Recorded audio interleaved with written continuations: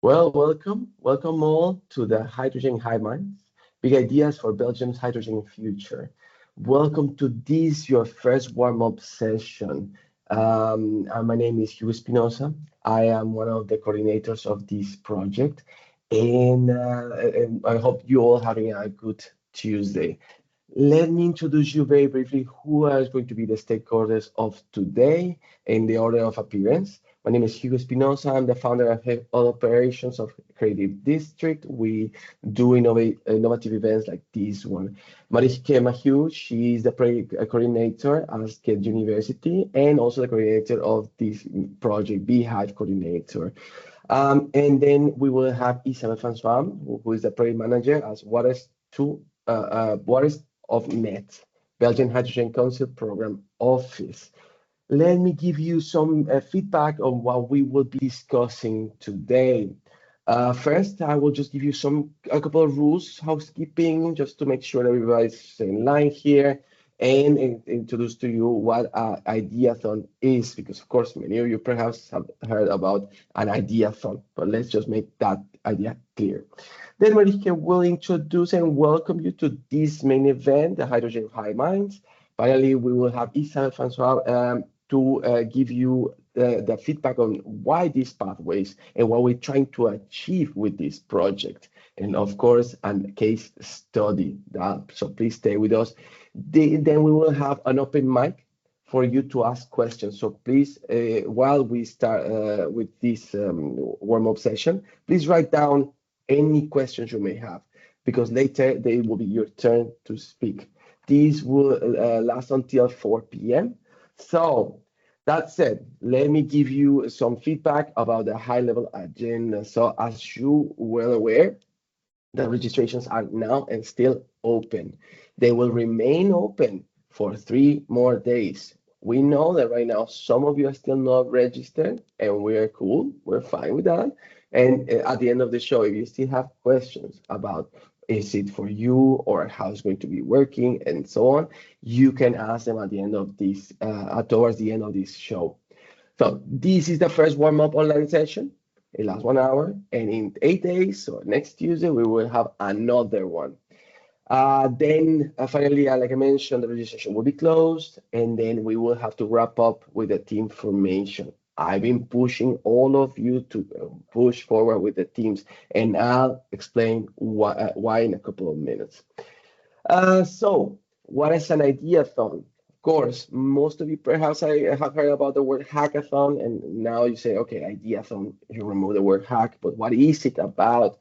So the idea is, of course, to work on a concept, to keep the push forward the concept creation, to build a problem-solving statement, and not build an actual demo or technical prototype, right? So a hackathon, you might be working already with the software, hardware to a specific problem statement. In this case, we're going to push forward your ideas, and here we're here to support you. Now, regarding what we discussed about team formation, most of you have already signed up to that Discord channel and have introduced to some of you even 2 times in the general channel and in your private track channel, but you haven't yet started communicating with one another. And why am I pushing so hard? Next session, next Tuesday, you will receive the starter kit, which gives you feedback and introduces to you to all of the event. But most important for you is that it gives you already the template for your first deliverable, which has to be produced before the event. And why is this so important? Well, for that, you need to create your team. You need to also produce this deliverable, but as you introduce this, the first team that produces it and send it to me will be the last one to present in front of the audience. That gives you more time to prepare during the show. So remember that. So start talking to one another and create those teams, please. And now I leave you with Marike, who is going to introduce to you to the Hydrogen HiveMinds. Thank you, guys. Okay, so thank you, Hugo, for this introduction, and also a very big welcome to everyone in this call from myself. I do see some names that I already recognized from previous events that we organized with the Beehive project, more about that in a moment. And I also see a lot of new names, which I'm very glad about, of course. So again, from me also welcome to what we call Hydrogen HiveMinds. And let me first again explain to you why we are organizing this, what this is exactly. Hugo already told you that this is an ideathon, so you know what that means. It is a 3-day ideathon. Maybe that's important again to stress, because I know some people were maybe interested in joining for 1 day or 2 days, but this is not how this type of event works.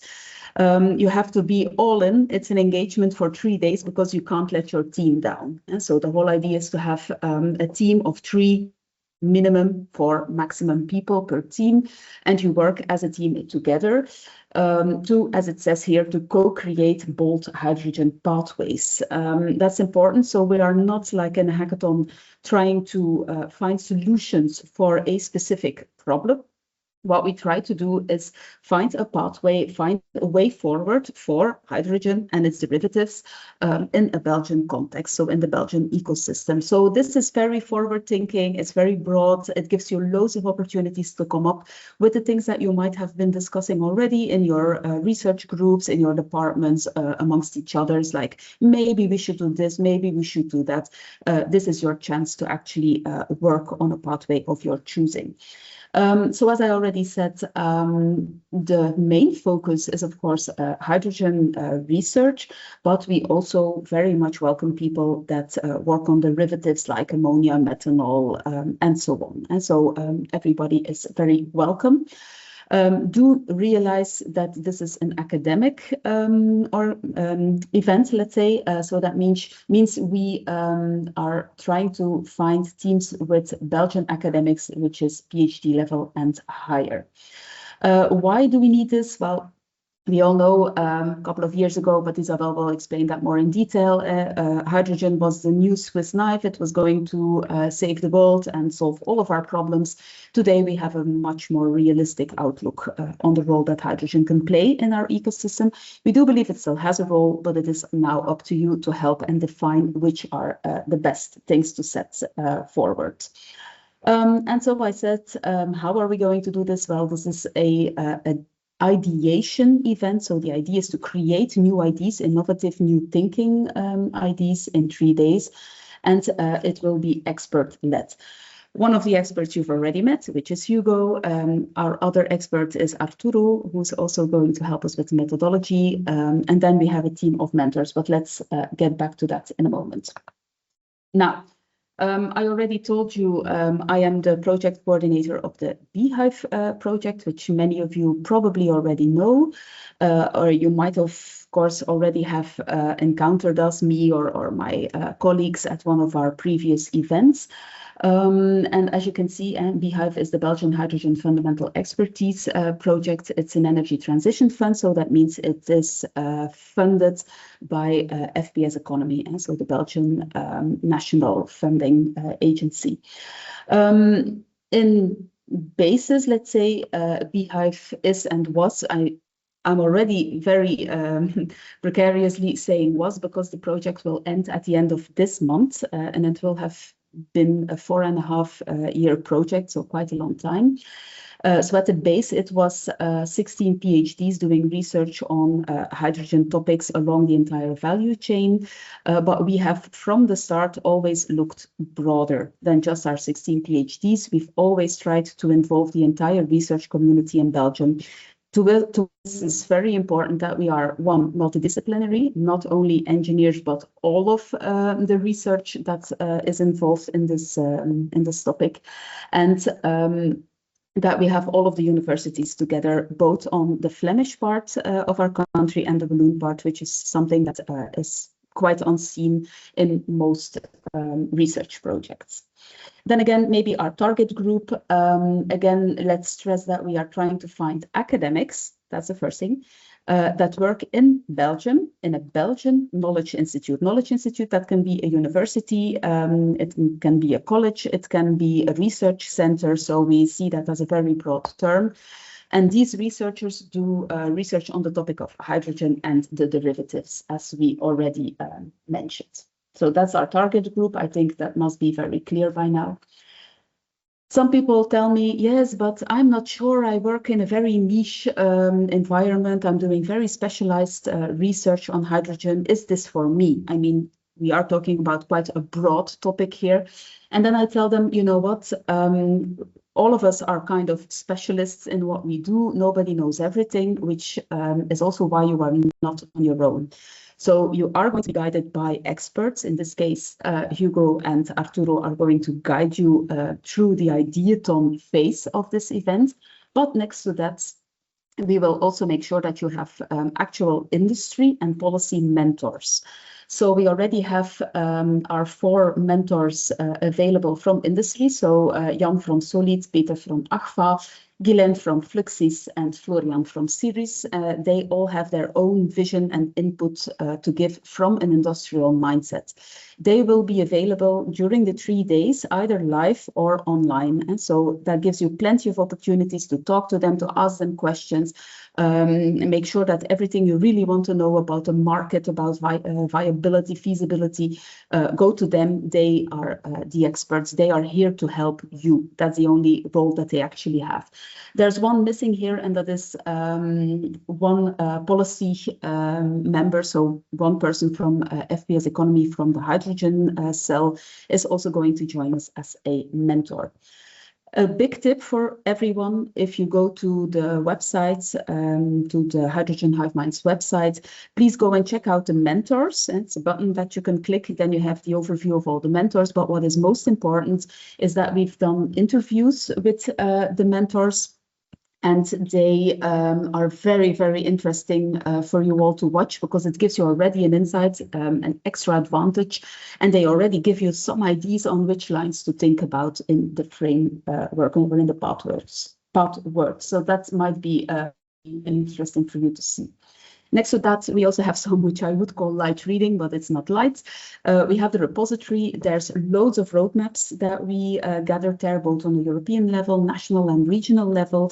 It gives you a very broad overlook of everything that is going on with hydrogen and what especially policy or academics are thinking in the line of roadmaps.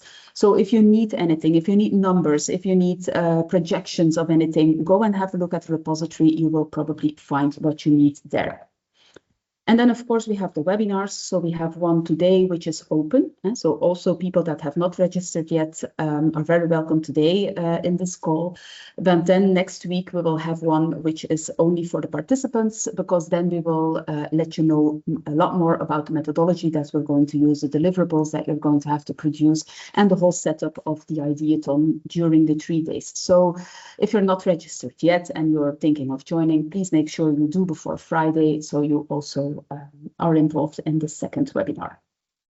So that's about the support. So that on its own, I think, is already quite good to have. But also know that if you join, that you are also in the running for the prizes. So we have a prize pool of more than 10,000 euros in total, which I think is quite good to have. But before we talk about the money, let's talk about the other things that are very interesting for you. And that's, on the first hand, I would say learning opportunities. And so I already talked about the methodology. You will be guided towards a way of future thinking. And so I think this on its own will give you a lot of insights on how to do these things. So very important. But of course, there's plenty of learning opportunities about teamwork, about pitching, about ideation as such. So this is kind of golden for people that are now, for example, just doing the research and don't have the opportunity to be involved in a project like this.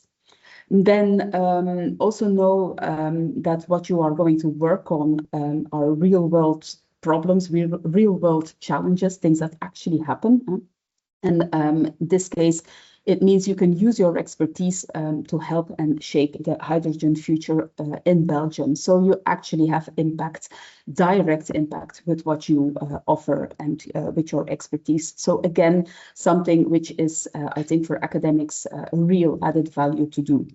And then, of course, don't hesitate to network during the HiveMinds event.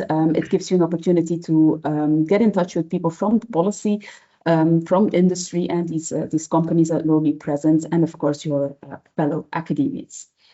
And then maybe not unimportant for some of you, but we will also make sure that you get a certificate of attendance for the full 3 days, which you can then give in your universities, and most universities should see this as viable for your doctoral points. And so that's up to the universities themselves, but they can get in touch with me if they want more information. Normally, this far, we've always been accepted. But then, of course, if we go into the really cool stuff, then we're talking about the prizes. So for each category, there will be a winning team. And the winning teams, on the one hand, will, as a team, adopt a queen beehive for 1 year. And that's with the Bees Aspi group in Brussels. That also means that you're being supportive of, how's that called, urban beehiving. So it's on the rooftops in Brussels. It brings greenery into the city. It's extremely important for the bees population in the city and so on. For each beehive that is started, they also plant extra trees. And so whatever it is you're doing, as a team, you support very climate positive goals with having this beehive. You will get plenty of information a whole year about your specific beehive as a team, and you will get at the end of the year a portion of the honey and some honey goods from your own beehive. So that's, I think this is super cool to have as a team. But then, of course, everybody's interested in what is in it for me, myself, and that's a personal travel voucher worth 400 euros. So whatever you want to do with that, go on a city trip or book a plane or a train or a camper van or whatever you want. It's very, very broad, or a hotel. Whatever you want to do with this, you can use that money towards those travel goals. And so I think this is very cool. This is for the winning teams. If we then have a look at all of the team members, then just know we will have some mini challenges during the 3 days where you can also win some cool prizes if you compete. And then just to say thank you to everybody who's joining this, this event, you will all receive a high-end mystery gift at the end of the 3 days. I'm not saying what it is yet, but it is a cool thing that everybody will probably like.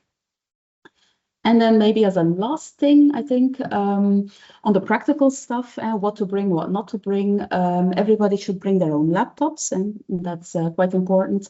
If you've made digital preparations, maybe you've been reading in the repository, you've made some notes when you watched the interviews, or you have some ideas, bring those digital preparations with you.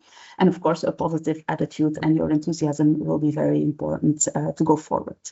What you don't need to bring, which means we will provide it for you, writing material, anything that is printed, and it will be very much a digital event as much as we can, and no food or drinks because we provide everything for free for you during the event. So I think that's within my time, I gave you a very broad overview of what HiveMinds is all about. I hope I made you a bit enthusiastic about it. But of course, there's work to be done during the ideathon. It's not all fun and games. And to talk about the work as such, I give the floor to Isabel, who is first going to explain to you what our 4 pathways are, why we have these 4 pathways, and then give you maybe some inspiration on types of ways forward, ideas for business cases. Once Isabel has done her explanation, I will come back to you to showcase a business case for you. Isabel, you have the floor. Thanks a lot, Marijke. All sounds very attractive, all these prices and so on. So I indeed will give you first some context, in fact, before I go to the pathways. Marijke, and I think you will bring me to the next slide all the time, so I cannot do it myself. Okay, yeah. So I already work for 10 years now for Waterstofnet, the hydrogen facilitator in Flanders. So I had some experience, and I experienced the hype and also a bit the down period we are experiencing now. So this figure is in fact a bit to set the scene. This is the Gartner hype cycle, maybe you know it, with some technologies, emerging technologies or mature technologies that are positioned on this hype cycle with the valley of disillusionment and the slope of enlightenment. So at the moment we are with hydrogen a bit going down in the direction of the valley of disillusionment, and it's a question of getting out there as soon as possible and getting to the slope of enlightenment soon, as other technologies have done before us. So it's a bit a hard period, but we probably hope to get out of it and make small steps, and your ideation is one of the means to have a small contribution to that. So we have in Belgium, to set the scene for Belgium, we had already amazing pioneering projects in Belgium the last 10-15 years. So we are really a strong country. I won't go through all these photographs, but we have electrolyzer projects and electrolyzer technology developers. We had combustion engines and applied in heavy duty vehicles or in boats with CMB, for instance. We have different also suppliers of high pressure tanks, for instance. So we had a lot of things happening in Belgium. So we are well placed to play a big role in hydrogen. Next slide, Marijke. So and actually there's a lot of bad news on the radio, on the news about hydrogen, but anyway, things are happening also in Belgium. So this is a picture. It's an older picture. I think we are further now already, but it's the first bigger project for hydrogen production, the 25 megawatt electrolyzer project, which is being built in the port of Zeebrugge. This is called the High of Wind project, and it's built by Viria. It's a daughter of Colruyt. Another thing which is happening is the hydrogen pipeline, which is being built by Fluxys, the hydrogen national operator which has been assigned by the government for that, and is building between Antwerp and Ghent the first 36 kilometers of hydrogen pipeline. Next slide. Another example, CMB Tech, which is really a world pioneer and has ordered a lot of green ammonia ready ships, and will introduce the first one I think in autumn somewhere. They will come with their first really ship operating on ammonia. So we really have things going on. And another one, which the offtake of green hydrogen is the big problem. So we have already Total Energy, a refinery, which has launched a worldwide call for a lot of hydrogen, 500 kilotons per year of green hydrogen, and also secured 15 kilotons already for the refinery in Antwerp. So there is some offtake coming. So things are happening, and small steps are being taken. And then the next slide, but we are not there yet, and that's why we need among others, this kind of ideathon. So the drivers are there for getting more green, for using more green hydrogen, for producing it, or sustainable hydrogen. So there's the EU legislation, you have the Green Deal, the ETS, the Renewable Energy Directive. Everything is there, but there is the issue of competitiveness of Europe with other regions. You probably saw the news a few weeks ago on the Antwerp Declaration, on the Aldenbiese meeting. So there is the industry is arguing that we will not remain here if we have to comply with such stringent rules. Combined with that, the cost price of renewable hydrogen remains very high. That's of course also a chicken and egg problem, because the demand is not there, the production does not take off, so the cost price remains high. Infrastructure for transport and storage is not there yet. We are building small pieces, as you saw from Fluxys, as is also done in Germany, in the Netherlands. They all have the first small pieces of pipeline there, but it's not in big scale already, and it's not interconnected. And also the storage capability has not been built yet. So there is really a chicken and egg problem. Projects do not take off and infrastructure is not being built.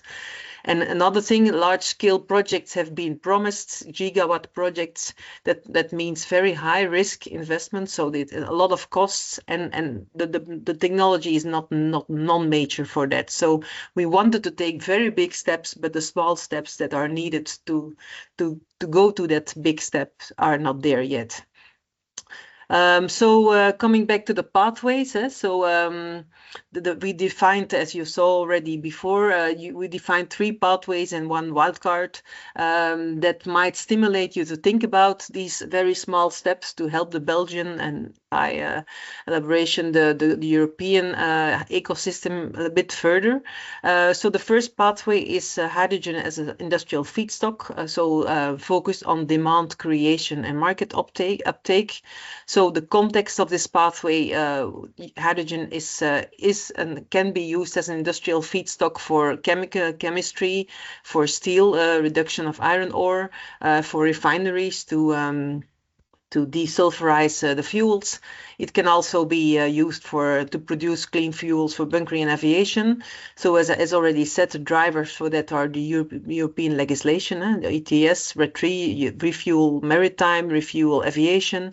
So there is a lot of legislation, but as already said, very competitive sectors, and especially for the chemistry, the delocalization of these big companies is a big risk. So if the rules are too stringent here, if the costs are too high, they just go away. So this is we have to be very careful how we introduce green hydrogen in these sectors.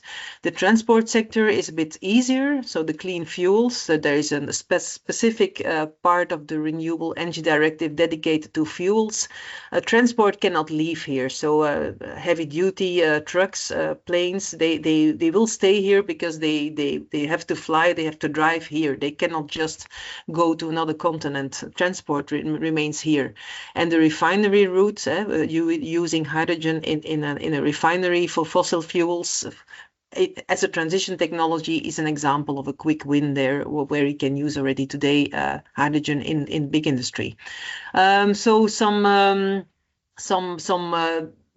directions to think of for this feedstock demand creation. So you can think about lead markets. I can come back to that in the next slide. Lead markets, so markets that you define, especially if you use renewable energy in the public sector, where funding, where subsidies are playing.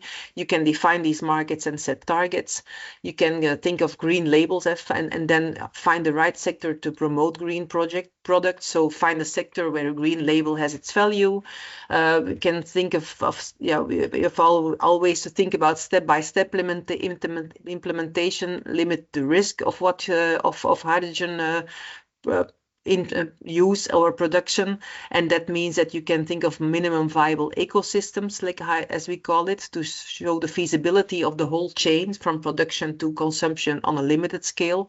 So you can think of examples of ecosystems in which you can define, you can use the whole chain. The role of ports is of course very important. There if you have concentration of infrastructure, of use of consumers of hydrogen. So think of cases that can be implemented in a port. Think of cheaper hydrogen production pathways. So we think of electrolyzers of green electricity, but there are also alternative ways of producing, and you can think of new applications anyway overall. Some suggestions. So for minimum viable ecosystem, look at local production of hydrogen from cheap renewable energy, for instance, from bio-waste, which is a continuous source. It's very important to have an energy source which is always there and not only when the sun is shining. Look for something that is not in competition with direct electricity consumption, so a source of hydrogen which is maybe not cannot be used also to produce electricity. Think about standardization of parts of the unit you're thinking of. So if you think about a kind of replication story and a concept that can be replicated, and where you can think about standardization of components, is very good to limit the cost, and also think about applications that have non-critical demand profiles. For instance, where you can mix hydrogen with natural gas, and so if there is no production of hydrogen, your application just continues without issues. So create some flexibility in the case you're thinking of. So the principle of lead markets. So there you have to look for customers that want to pay a green premium for the low carbon projects. So that's a good way of approaching it, finding a good sector in which a green value could be paid for. You can think about food markets. So hydrogen is used in the industry to make fertilizers, so that make your plants grow. So why not define green fertilizers and then have green products grown with green fertilizers? And I just gave a small example. If you look at oat coffee bars and oat cappuccinos, people pay so much money for a hip, a trendy oat cappuccino. So maybe they can pay even €1 more if the same cappuccino is made with green fertilizers. You never know. Or car market, people buy expensive cars. They are very emotionally attached to their car. So if it's made from green steel and it's marked on the car, they are prepared to pay a few €100 more because this car is made with green steel. So think about that kind of applications where emotions give an extra value to the green product. Also sectors in which the government subsidizes the infrastructure and use of green labeled products is requested in auctions, for instance. So it can be, for instance, green steel for publicly funded infrastructure, windmills or something, bridges, or green fertilizers for production of food served for governmental organizations. So look at some markets where the green value can be really important. So that's the first pathway, demand creation. The second pathway is we define this hydrogen as an energy carrier. So here it's not a feedstock, but it plays a role in the energy system. So the context of this one, there is, of course, as you know, and it's also the ambition that we have an electrification of heating of a lot of sectors, heating, mobility, chemical processes. So a lot of new electricity consumers with an overall increasing consumption, which has to be 100% of the time available, which needs very high power levels, ad hoc high power levels if there is a high peak in the consumption. So is a good ambition that we want to electrify, but it comes with a lot of challenges. So hydrogen and derivatives can play a role there. They can, for instance, act as a long-distance carrier to import renewable energy from regions where there is more energy available than we have here, from sunny and windy regions all over the world. Molecules, hydrogen and its derivatives can act as to store energy on the long term, and that way complement short-term battery storage. And also it can be used for transport and storage of energy to relieve or support the grid. So grid congestion is a big issue already in the Netherlands, for instance. In Belgium, it's also to be expected. So what can be the role of molecules to convert surplus hydrogen at some points and to use it in times of scarcity. So this is the context of this pathway. some directions to think of here. So if we want to use hydrogen as a storage technology, we might need efficient conversion technologies, but because gaseous hydrogen is still not very practical to store, so if you convert it to liquid or solid carriers in an energy effective way and in a practical way, that's a good thing to work on. What it can be the role of electrolyzers as flexible electricity consumers, so they make hydrogen from electricity. So if you make them work at moments in time when there is a surplus of hydrogen of electricity, they can play their role in the grid stabilization. You can also play with hydrogen production via participation in the day-ahead and balancing market, so get extra revenues from the markets, electricity markets. We can think of optimizing system efficiency through heat integration of hydrogen production, and then we think of solid oxide, high temperature hydrogen production methods where you can really work. If you can work with heat, with waste heat from other processes, there you can come to very efficient systems. It's also important to think about market models to valorize grid relief and support. So today we can think of relieving the grid, but it should also be valorized by somebody. Somebody should pay for that to make your hydrogen case feasible. So that's some directions, some case suggestions.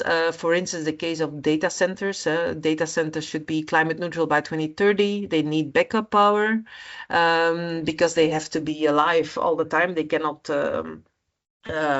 afford to be offline for a few seconds or for a few minutes. Of course, that's only a very short time. So you can also think of hydrogen and electrolyzers to be used for peak shaving or fuel cells, and maybe so if to avoid that at moments when there is not a lot of renewable energy production and avoid very high consumption at that moment of the data center, you can think of using hydrogen through fuel cells to feed these data centers at certain moments in time. So that can be a nice combination. Or if data centers, what they tend to do lately, that they build their own energy production with wind and solar, they might also need storage themselves to be self-sufficient. So maybe in the context of data centers, which are very hot these days, it can be useful to have hydrogen. The solid case is another solar park is another case. I won't elaborate on that a lot because one of the mentors is Jan Rongier from the Solid company, and they have now a project in which they introduce their hydrogen panels. So these are panels that produce hydrogen right away from solar energy. So they have a project in which they install these hydrogen panels into the solar park and optimize the revenues of the solar park that way. So very interesting to look at as well as inspiration.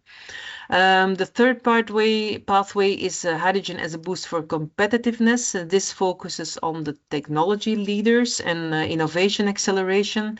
As I already showed you in one of the first slides, Europe and Belgium especially have several world-known technology players, especially in electrolyzer components and production. They are active for many years in the field, but however, demand is not taking off. Some of them have already invested in production lines, but they have overcapacity because the demand is not there. On the other hand, China is developing very fast. They can they are subsidized by their government, and they can invest without getting immediate return, and at the same time gain also experience in the market. So it's very hard to compete with China. And then the question is how can the European and the Belgian technology players remain competitive and scale up in the future. So that's the context of this one. In which direction can we think regarding this pathway?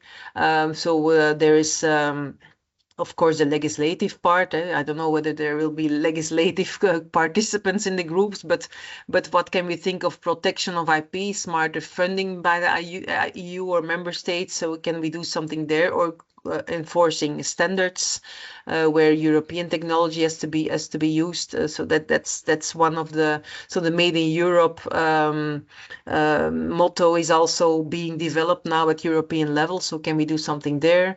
The market creation is, of course, an important one.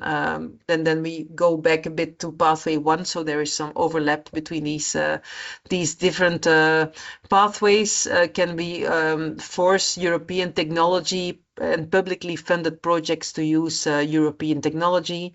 And then the technology itself, of course, what kind of innovation can we have? Are there advanced materials that can create lower costs, longer lifetime? Can we find alternatives for critical materials? Can we have balance performance and cost? So maybe lower cost, a bit lower performance, and in that way compete with Chinese companies, smart manufacturing processes, which enable lower cost production. So that kind of, in the technology, there are a lot of possible suggestions. This is one case suggestion, maybe a bit, maybe the technology companies won't like it immediately, but so the idea could be go for a Belgian super company. So we have companies of different electrolyzer related technologies in Belgium. So we have electrolyzer company, we have a membrane company, we have diffusion layers that are made in another company, bipolar plates in yet another company, we have catalyst product producers, and there are some relationships between these companies, but they are not really working together. So maybe if they could combine themselves to a next gen electrolyzer, send a company together, or some of them, and create a new company, maybe they can, through smart integration, come to a next level concept, which has more impact even than they would have alone, or than the competition. So could be an idea to combine one of these world level players that we have in Belgium together and make some new electrolyzer cell concept together. Can be an idea. Then finally, the wild card. I don't have a lot to say about that because it's completely up to you to find other ideas. So I didn't mention anything specifically on mobility, for instance, heavy duty mobility, maritime aviation. So really the application itself, where we could use hydrogen or derivatives of hydrogen on a smart way, specific import ideas, pathways. Also, you can think about awareness campaigns. So our government is partly positive to hydrogen, but partly also maybe too much focused on other pathways, on nuclear, for instance, with the present government. So it can also be good to have an awareness campaign towards policymakers or awareness towards the end user. Maybe you can do something with that. And then all other ideas are also welcome. So that's, Marijke, I think I gave most of the information on the different pathways we defined together.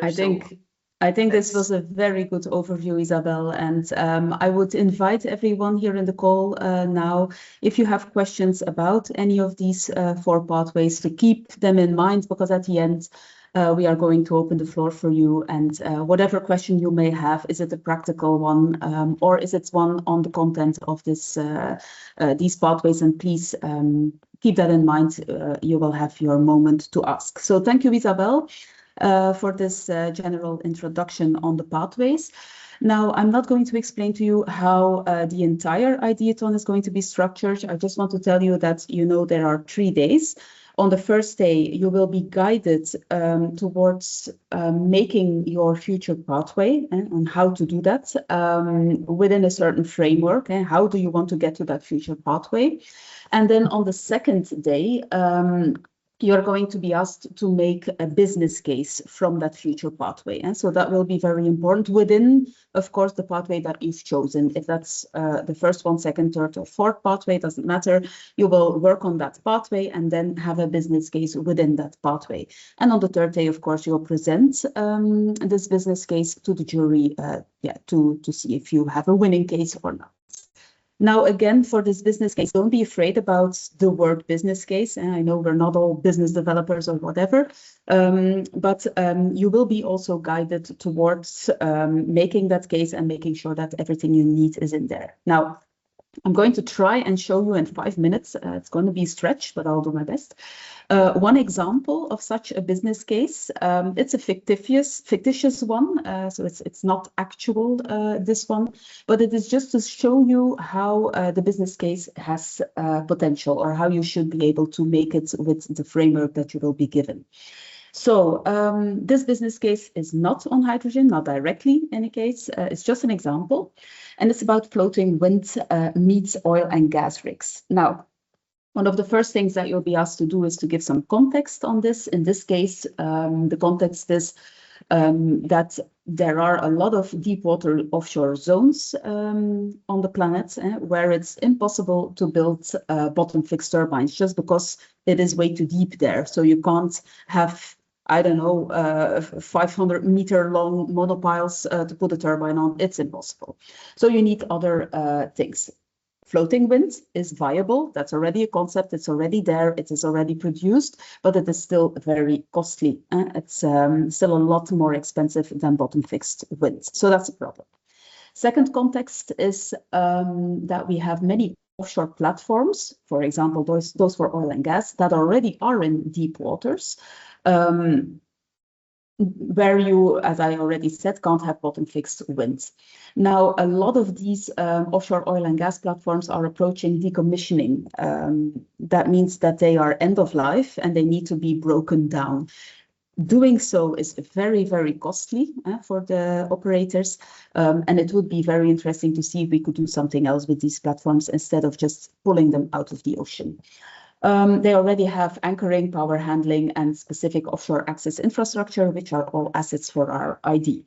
So we have some context here. You will have access to this presentation, so don't worry if we don't go through all of it now.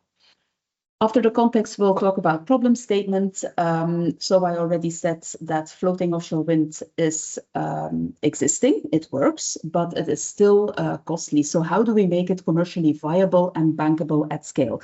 How do we use all of those deep waters where there's a lot of wind and gain all of that wind power? And how do we do this? Here we have some information about why floating wind is expensive. It's 3 times more expensive than fixed offshore wind. You have to have deep mooring lines and anchors, and it's a long way to put the electricity back to shore. So that's already a problem. Another problem is the fact of these offshore infrastructures for oil and gas, which are very, very costly. So the whole idea was, how can we combine those? So that's where we go to the next idea, and that's your solution. So this is actually your business case. What are we going to propose? The core idea is, okay, we have all of these existing offshore oil and gas platforms that are to be decommissioned. Can we not repurpose them? And can we not transform them into shared floating wind energy hubs that already anchor, connect, and service clusters of floating turbines in deep water regions? It's a silly idea, I know, but if you start thinking about it and if you start taking the process towards this business case and you try and fill in all of the elements that you need, it starts to make sense. And you see that this crazy, silly idea might actually be something viable, and there might be an opportunity here. And that's also what we, of course, are going to ask you from your own business case. So in this case, the hub already has anchoring interface. It can already collect electricity. It can be a maintenance base. And it can also maybe act as an electricity converter or to store it. Think about hydrogen. There's an option here. There's a whole process that needs to be done if you want to go through that business case, and you have to find a good platform, retrofit it, deploy all of the structures around it. Still needs to be moored, of course, but still it can be around the hub. then connect them with short dynamic cables. We can get the power at the hub or convert it to something else, and then export it to existing offshore transmitters or immediately to shore. The good thing is, again, for operations and maintenance, we have the hub base, which is a big added value. So the outcome would be we have a shared infrastructure where the logistics and the operations and management cost per turbine would go down because we already have all of this. And again, it's a big reduction, or even, you can cancel the decommissioning cost of the entire rig. Then we'll look into the feasibility. That's just, okay, what must exist for this to work? Do we need new things that we don't already have in this case? And what resources do you need and what's required? And that's one of the things you will have to look into in your business case as well. Also risks and how are you going to mitigate them? I'll go through them quite quickly now. Then we look at the impact. What's the impact of this? In this case, we already talked about it, all of the cost reduction that we can have and avoiding the decommission costs. Who would benefit? The floating wind developers. There's new markets and they can build it at lower cost, but also the oil and gas operators because they can reuse their platforms. The governments don't need to busy themselves with these decommissioning liabilities and so on and so on. And then you have your key question on why is this leverage point so powerful? And again, it's cost drivers. And you have a nice mock-up there, which is something you can do as well with your business case. You are allowed to use the AI models to try and make you an idea or a concept on this. Then we'll look at adoption and acceptance of your business case. Why is it a good idea? What incentives drive adoption? And have a look at them here, and we'll not go through them all. And what barriers could block the acceptance? And so that you have a very good idea. Is it viable? Is it not viable? Then we'll also look at scalability. Okay, maybe this is a pilot, maybe this can stand on its own, but is it something that also can become bigger? Can we scale it? And so in this example, yes, we can start with 1 rig and 5 to 10 floating turbines. If we see that this works, we have a framework for it, or we at least know how it works, and then we can transport it, let's say, to other rigs, and there are so many available everywhere in the world that we can have these kind of ideas everywhere. Then we have, I think, almost as a last one, the enablers. Why is it a good idea to do this now? Okay, because we have so much of this decommissioning upcoming of the oil rigs. We need floating winds because bottom fix will not do it if we need to get to our maximum that we need of offshore winds. There's a lot of demand. Everybody's pressuring for circular infrastructure and reuse. And we see some trends like the energy islands, the fact that circularity is cool, and so on. And why is it a good market fit? Because you reduce the capex per megawatt. The oil and gas operators suddenly see value again from something that they otherwise need to put lots of money into just decommission.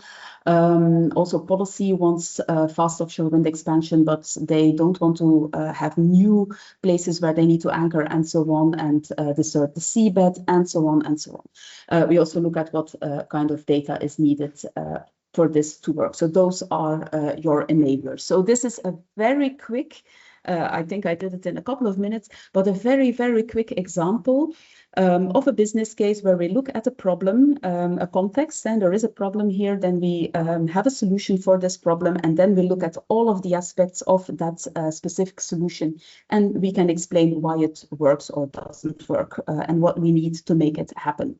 So this is, in a nutshell, what we will expect from your business case as well.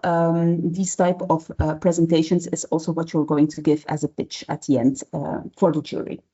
So I hope that is a little bit clear, and I would invite Isabel and Hugo and maybe even Arturo as well to put your cameras on. And if you have a question on either the practical part of this ideathon or on the pathways or anything else that you might have questions on, now is your moment. We have 5 more minutes for Q&A, so please raise your hand and I'll give you the floor. And don't be shy, or if you want to type it in the chat, that's fine as well. We're all friends here, so please don't be shy to ask anything you would like. Or if any of my co-presenters want to add something, now is also the moment.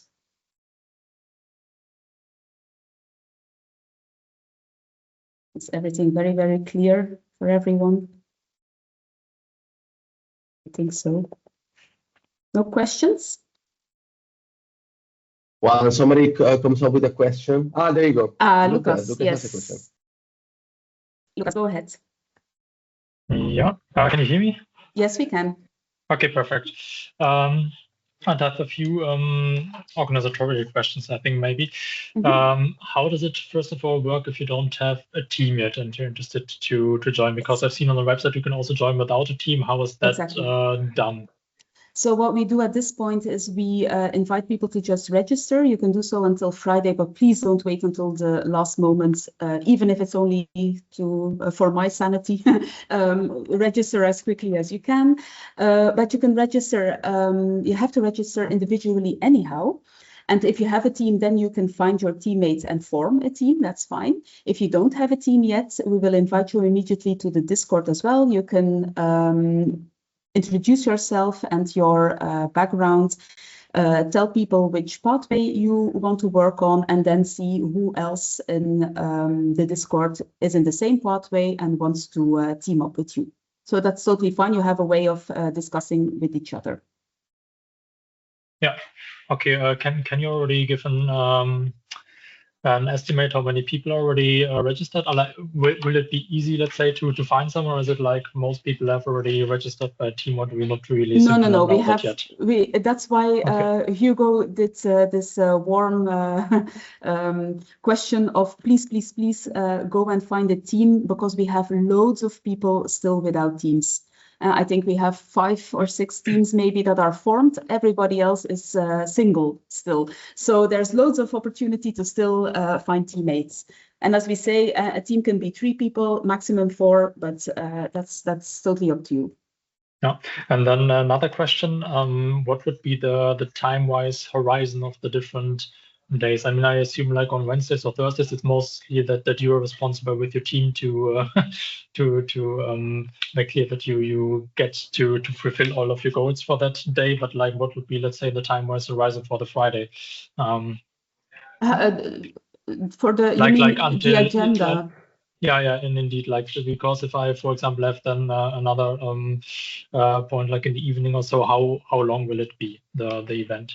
I think. Can you already say that? Hugo, correct me if I'm wrong. I think we start at 9 or 9:30. I don't have the agenda with me now, and I think until 6. Yeah, and on the last day, on the Friday, the pitches are at 1 o'clock. And then your hard work is done after the pitch. Then it's jury deliberation, the award ceremony, closure, and some drinks. But to be honest, 4 o'clock, 4:30, it will be done on the Friday. If you don't stay for the drinks, which I would highly recommend you do. Okay, thanks. And then one last question that I just had when you gave the business example in the very end with the oil rig. I had something that came to mind. Is that actually a Belgian use case? Because I mean, Belgium doesn't really have many oil rigs, but how relevant is that? Like this was just an example, Lucas, to show you how the business case is structured, because you saw things like what is the feasibility, what is the timeline, what is the scalability, what are the enablers, and so on. And this was just to show you how you use all of these elements in your business case, but you will be guided throughout that process. So whatever it is you come up with, I think especially Hugo and especially Arturo are going to guide every team through all of the steps for this. Okay, and then how relevant is then for the idea also the dedicated Belgian context in distinction with the European context for a certain...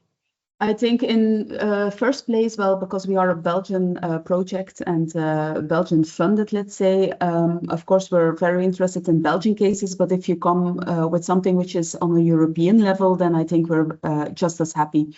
I think something on the European level will definitely trickle down towards a Belgian situation as well. So that's welcome as well. Okay, thank you very much.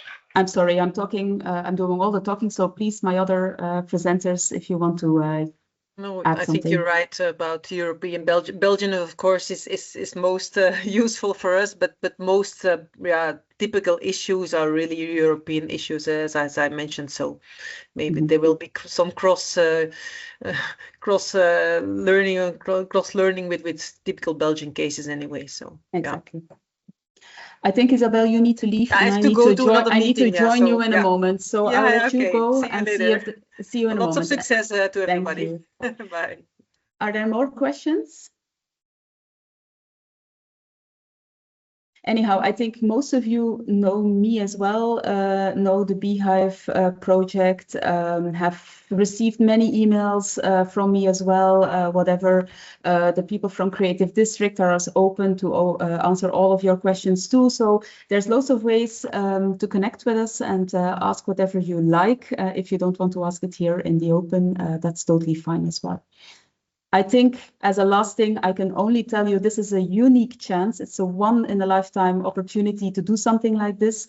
If I may brag a little bit, then I would say everybody who's been to a Beehive event, please also count Epic as one of those events. I know some of you have been to Epic as well. You know, it's always super cool. So if you want the opportunity, grab it with two hands, because this is our final Hydrogen Week. After that, we're done, I have to say. We'll see what comes next. But this is actually your opportunity to shine here. Okay. If there are no more questions, this recording will be available, I think, from tonight on the website. I'll make sure everybody knows the link. And then I'll just let you go and hope that we can receive or see many more registrations from all of you by Friday.